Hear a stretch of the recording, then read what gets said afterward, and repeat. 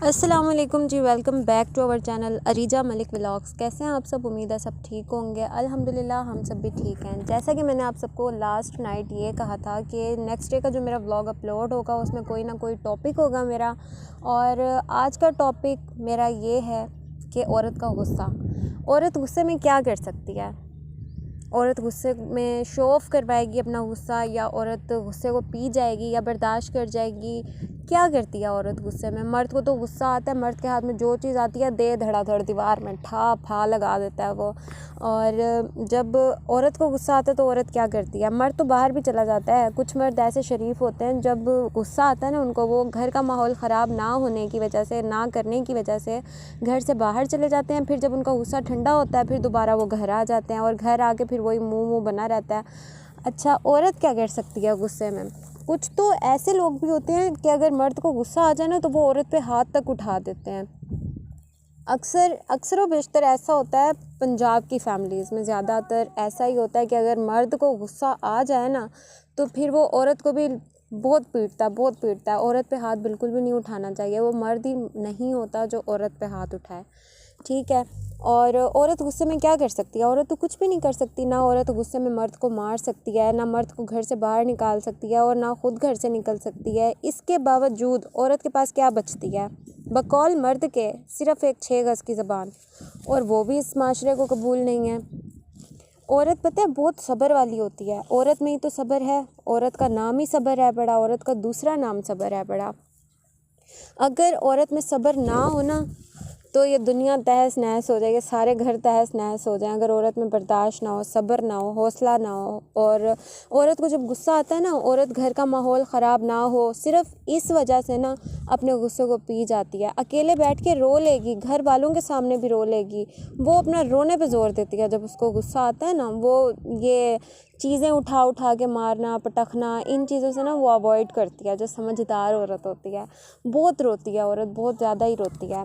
और कभी कभी तो औरत ये समझती है कि सामने वाले को जवाब ही नहीं देना, वो इस काबिल है ही नहीं कि उसे जवाब दिया जाए। जवाब वहाँ दिया जाता है जहाँ आपकी बात की वैल्यू हो, बात हमेशा वहाँ की जाती है। फिर औरत को क्या करती है? उस सामने वाले के सामने खामोश हो जाती है। उसे कहती है, हाँ बाबा तू ठीक है, तू सच्चा है, तू जीता, हम हार गए। अपना सच वो खुद जानती है, उसका सच अल्लाह जानता है, बस यही काफ़ी होता है।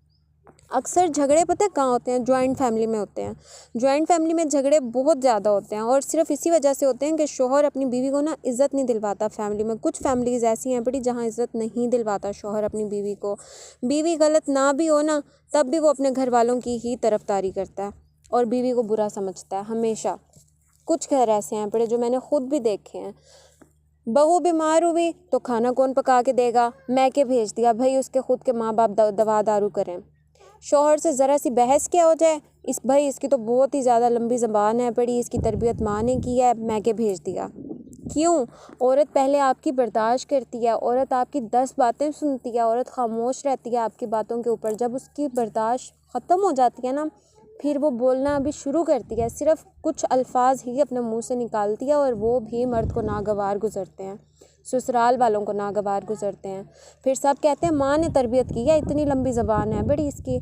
क्यों? माँ की तरबियत पे बात क्यों आती है? फिर माँ की तरबियत पे तब बात क्यों नहीं आती जब औरत आप लोगों का जुल्म बर्दाश्त कर रही होती है?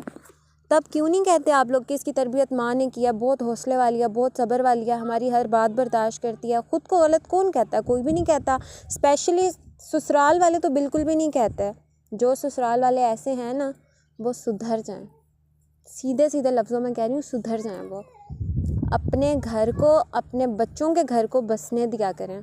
एक औरत पूरा ख़ानदान आपका लेके चलती है, उसकी नंदें आ जाएं उनको लेके चलती है, उसकी कोई भी फैमिली में से, आपके कोई भी उसके ससुराल में से कोई भी आ जाए ना उन सबको लेके चलती है। एक एक बच्चे तक के मूड को लेके चलती है वो, कि कहीं किसी को कोई बात बुरी ना लग जाए। हमेशा घर को एक लेवल में लेके चलती है औरत। तो फिर औरत की इज़्ज़त क्यों नहीं है?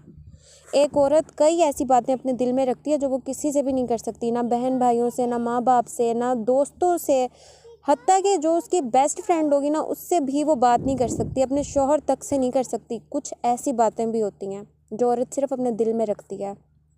और फिर वो कहते हैं ना कि अल्लाह ने आहें, आंसू, लंबी नींद, ठंडी मुस्कुराहट और होंठों की कपकपाहट इसीलिए तो रखी है, क्योंकि हर दिल की बात की नहीं जा सकती। कि एक औरत की मैच्योरिटी सिर्फ इतनी सी है कि उसे मालूम होना चाहिए कि उसका मजबूत और बाकिरदार होना उसके खूबसूरत होने से लाख दर्जे बेहतर है पड़ा। और मैं औरतों को ये कहूँगी कि रिश्ते और रास्ते तब ख़त्म होना शुरू होते हैं जब दिल थक जाते हैं, जब दिलों में फ़र्क पैदा होने लग जाता है। और अगर कोई आपकी पीठ के पीछे बात कर रहा है ना, तो रोएं ना, घबराएं ना, बातों को दिल पे लेके बैठ ना जाएं, हिम्मत ना हारते हैं, बल्कि सिर्फ अपने माइंड में इतना रखें कि बात हमेशा उन्हीं पे होती है जिनमें कोई बात होती है।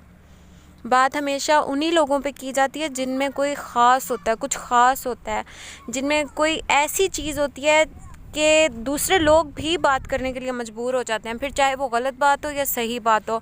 उन लोगों को ना आपको याद रखना होता है, आप वो बुरी बातें करें या अच्छी बातें करें, लेकिन आपको वो याद रखना चाह रहे हैं, बस आप यही समझ लिया करें।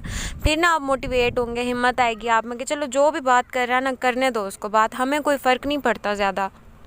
लोगों का तो काम है बातें बनाना, लोग बातें बनाना थोड़ी ना छोड़ सकते हैं। और मर्दों को मैं सिर्फ इतना कहूँगी कि एक औरत को समझा करें, उसकी इज़्ज़त किया करें। वो आपको बाप बनाने के लिए ना मौत से लड़ती है, घर बनाने के लिए ना हर किसी की तानाकशी से लड़ती है। अगर शौहर जॉबलेस है या तंगी है बड़ी पैसों में, तो वो अपनी ख्वाहिशात को मार देती है, अपनी ख्वाहिशात को ख़त्म कर देती है। अक्सर तो वो ख़ुद भूखी सोती है, पेट अपने शौहर का भर के उसको सुला देती है, बच्चों को सुला देती है।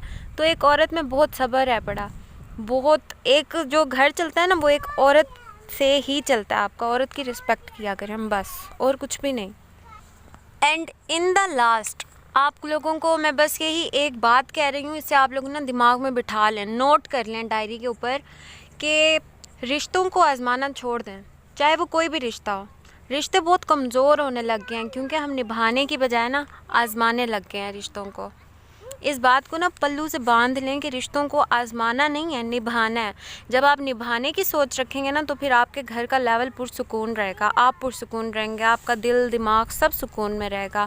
घर में बरकत होगी, रहमत होगी, घर में रोज़ी रिस्क में बरकत होती है, घर में इत्तफाक होता है। सिर्फ रिश्तों को निभाना सीखें, रिश्तों को आजमाएं ना। रिश्ते आजमाते आजमाते कितने रिश्ते हमसे दूर हो जाते हैं। बस अभी इस टॉपिक का व्लॉग मैं यहीं पे एंड कर, मिलते हैं आप लोगों से कल के व्लॉग में। अपना बहुत सारा ख्याल रखें, वीडियो को लाइक एंड शेयर करें, चैनल को सब्सक्राइब करें। मिलते हैं कल न्यू व्लॉग के साथ। अल्लाह हाफ़िज़।